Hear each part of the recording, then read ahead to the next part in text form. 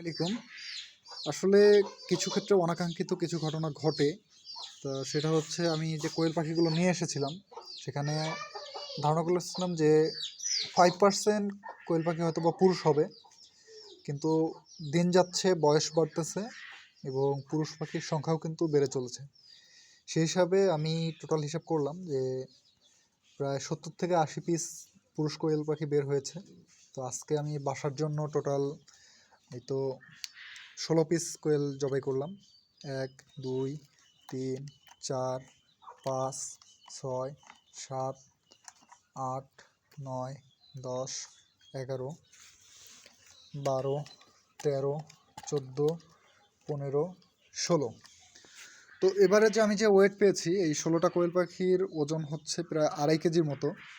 তো এখন প্রসেসিং করার পর হয়তো বা 2.5 কেজি থাকবে না, প্রায় 1 কেজি 800 গ্রামের মতো থাকবে। তাতে বর্তমানে যে লাইভ ওয়েটে কোয়েল পাখি বিক্রি হচ্ছে 550 টাকা কেজি হিসাবে, সেই হিসাবে যদি বিক্রি করি, আমার এখানে প্রত্যেকটা কোয়েল পাখির দাম আসতেছে প্রায় 78 থেকে 80 টাকা। তো আলহামদুলিল্লাহ, যা ওয়েট হয়েছে সেই অনুযায়ী ভালো।